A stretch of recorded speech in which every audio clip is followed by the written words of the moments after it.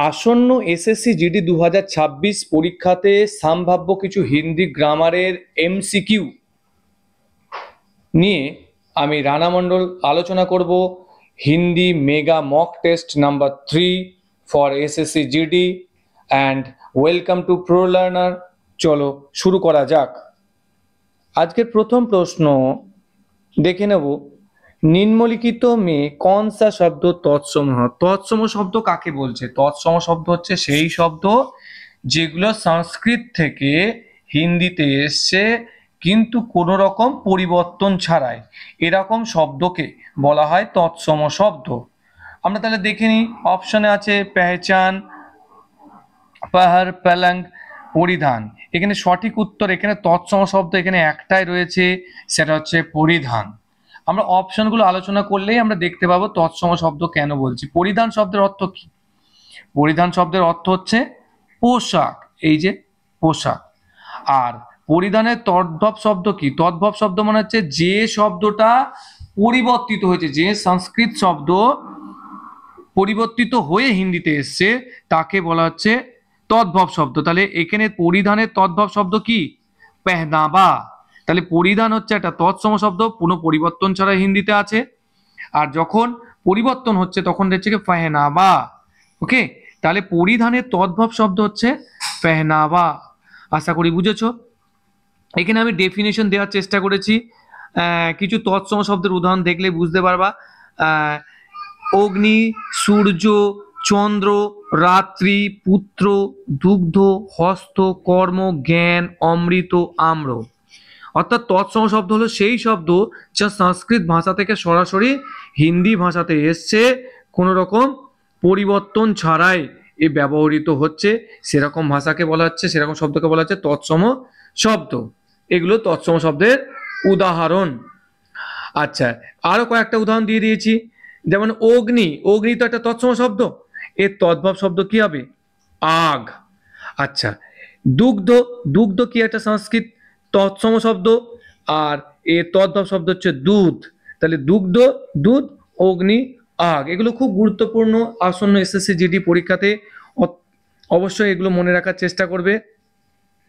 আর পেহচান কথার অর্থ বলেছি, পেহচান কথার অর্থ হচ্ছে পরিধান, এই পরিচয় বা শনাক্তকরণ, কোনো কিছু শনাক্তকরণ। মনে করো কোনো চোরকে ধরা হয়েছে, পুলিশ তোমাকে ডেকেছে যে এদের মধ্যে কোন চোরটা তোমার বাড়ি থেকে চুরি করেছে, তুমি যদি চেনো তুমি তোমার শনাক্তকরণ করতে পারবে। আর পেহারা হচ্ছে কি, আমাদের দিনকে, দিন বা রাত্রিকে আমরা 4টে প্রহরে ভাগ করি, এক এক প্রহর সমান 3 ঘন্টা, বুঝতে পারছো। পালং, পালং হচ্ছে কি খাট, পল অনুসর্গ, পালং হচ্ছে কি এক খাট, পালং বলছে কাকে? খাটকে বলছে। নেক্সট প্রশ্ন দেখো, নিম্নলিখিত में से कौन सा शब्द तद्भव है? কোন শব্দটা তদ্ভব শব্দ সেটাকে তোমাকে মানে নির্ণয় করতে হবে। উত্তর হবে এখানে কিন্তু বহন। বহন মানে কি বলতে চাইছে? বহন মানে হচ্ছে বোন, বহন মানে বোন। তাহলে বাকি অপশনগুলো আমি দেখে নিই। বাহু শব্দের অর্থ কি? বাহু হচ্ছে কি, বাহুর যে তদ্ভব শব্দ হচ্ছে বাহা, এইটা হচ্ছে আমাদের এই অংশটাকে বলা হচ্ছে বাহু বা বাহ, তাই তো। বাহু শব্দের অর্থ হচ্ছে, তাহলে শব্দের অর্থ বা পর্যায়বাচী শব্দ যদি বলা হয় ভুজা বা বাহ, আর বাহুর যে তদ্ভব শব্দ এটা তো তৎসম শব্দ, এই তদ্ভব শব্দ বাহ, বাহ মে আ যাও, এরকম কিছু গানেও আমরা শুনতে পাই। আচ্ছা, বিন্দু কা তদ্ভব, বিন্দুর তদ্ভব শব্দ কি? বিন্দি বা বুঁদ। বিন্দু শব্দ অর্থ বিন্দু, ক্ষুদ্রতম বিন্দু। বন্ধন কা তদ্ভব শব্দ হচ্ছে কি? বন্ধন, বন্ধন মানে বাঁধা, বাঁধনা। ওকে, তদ্ভব শব্দ হলো সেই শব্দ যা সংস্কৃত ভাষা থেকে উদ্ভূত কিন্তু প্রাকৃত ভাষার মাধ্যমে পরিবর্তিত হয়ে হিন্দি ভাষায় গৃহীত হয়েছে। পরিবর্তিত হচ্ছে, যে শব্দ পরিবর্তিত হয়ে হিন্দি ভাষাতে আসছে তাকে কি বলছে? তদ্ভব শব্দ। উদাহরণ কি আছে? উদাহরণ দেখো, যেমন এই যে হস্ত, এটা তো সংস্কৃত শব্দ, হস্ত মানে হাত, একটা তদ্ভব শব্দ কি? হস্তর হাত। আচ্ছা, আর অগ্নি তৎসম শব্দ, এর তদ্ভব শব্দ আগ। দুগ্ধ, এর তদ্ভব শব্দ দুধ। তাহলে ব্যাহন, ব্যাহন হচ্ছে তৎসম শব্দ, যার তৎসম শব্দ কি ভগিনী। এখানে আমাদের অপশনটা, এখানে প্রশ্নটা একবার দেখো যে নিম্নলিখিত কি বলেছে, নিম্নলিখিত में से कौन सा शब्द তদ্ভব শব্দ বলেছে। তাহলে বেহেন হচ্ছে তদ্ভব শব্দ, ওটা পরিবর্তন হয়েছে। আর এর তৎসম শব্দ কি, এর তৎসম শব্দ ভগিনী, এর তৎসম শব্দ ভগিনী। এই হচ্ছে কি বেহেনের তৎসম শব্দ হচ্ছে ভগিনী। শেষ পর্যন্ত ক্লাসটা দেখবে, ডেফিনেটলি ভালো লাগবে। আচ্ছা, বাহু কথার অর্থ কি, ভুজা। বাহু কথার অর্থ ভুজা বা বাহু বা হাত। বহন বলতে সিস্টারকে বোঝাচ্ছে। ওকে, 23 নম্বর প্রশ্নে দেখো, 23 নম্বর প্রশ্নে রয়েছে निम्नलिखित में से कौन सा तत्सम शब्द का निम्नलिखित में से तत्सम शब्द का चयन कीजिए। নিচে কোনটা তৎসম শব্দ সেটাকে চিহ্নিত।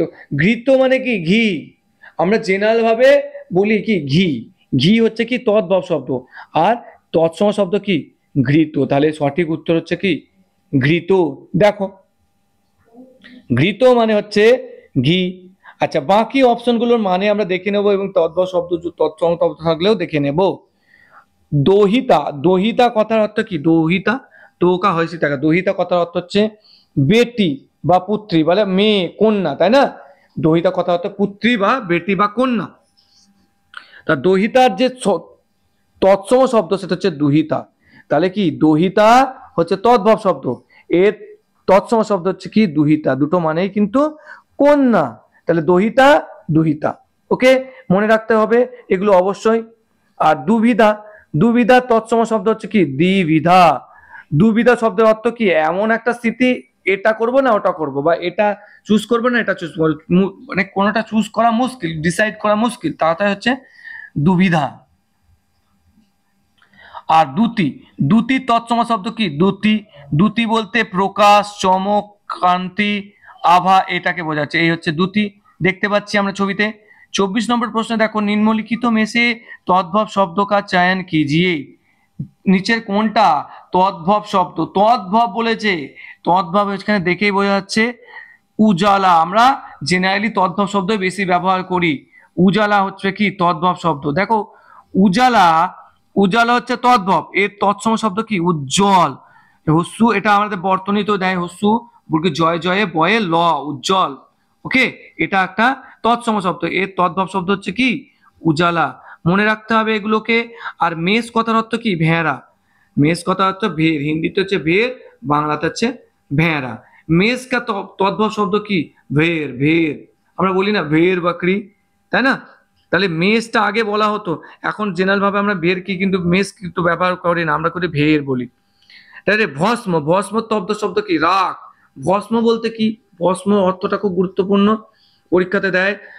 ভস্ম হচ্ছে যে ছাই, যেটাকে বলা হচ্ছে ভস্ম হচ্ছে, ভস্ম বা রাখ হচ্ছে কি ছাইকে বোঝাচ্ছে। ভস্ম বা রাখ কি হচ্ছে, ভস্ম বা রাখ কথার অর্থ হচ্ছে কি ছাই, ভস্ম। দেখেছো ছবিতে দিয়ে দিয়েছি, অবশ্য ভালো লাগবে, অবশ্যই চ্যানেলটিকে সাবস্ক্রাইব করো।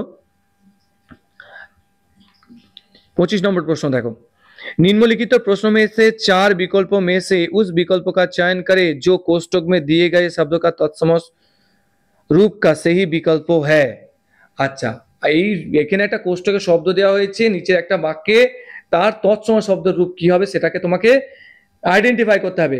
বলছে मेरे पड़ोसी का घर बन रहा है इसलिए बहुत सी ईंट मंगवाया गया है गए है। তাহলে এখানে ইট শব্দটা আমার যে প্রতিবেশী সে নিজে ঘর বানানোর জন্য অনেক ইট অর্ডার করেছে।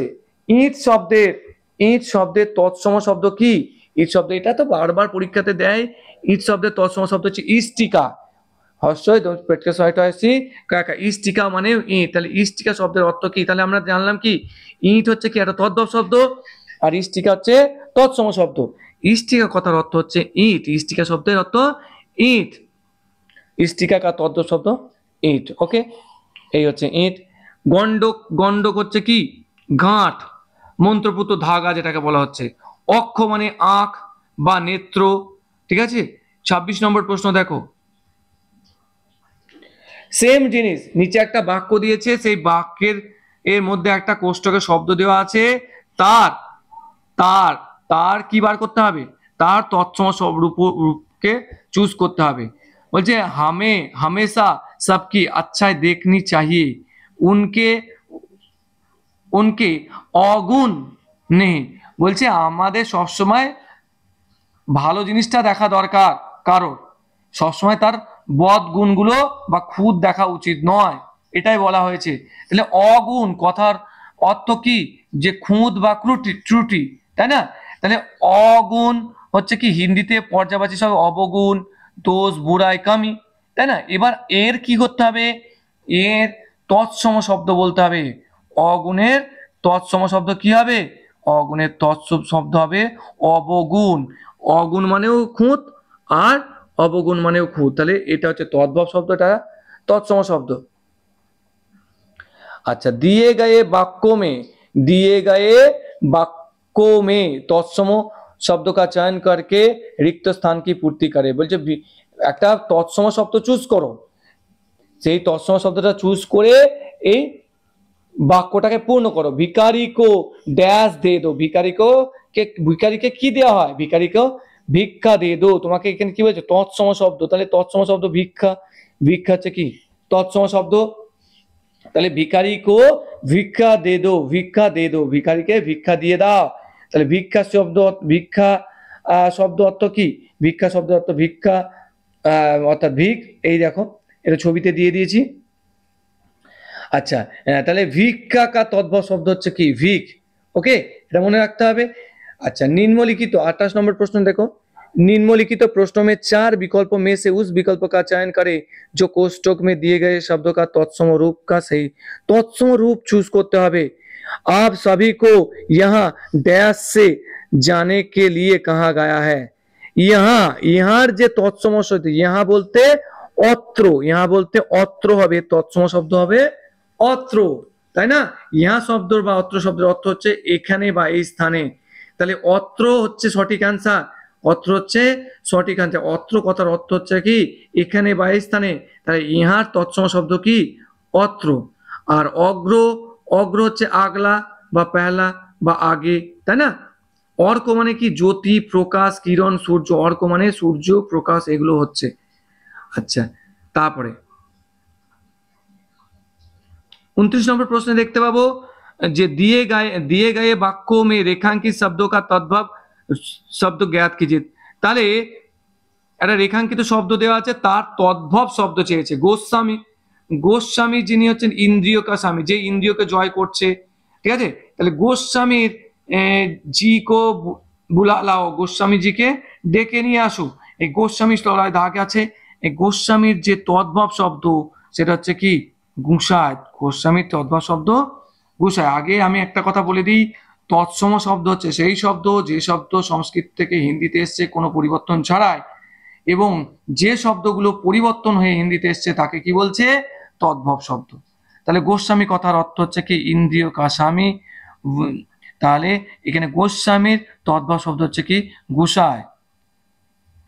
30 নম্বর প্রশ্ন দেখো, প্রশ্নটা বারবার দেয়, दिए गए वाक्यों में रेखांकित शब्द का तत्सम शब्द ज्ञात कीजिए। তাহলে তৎসম শব্দ চুজ করতে হবে।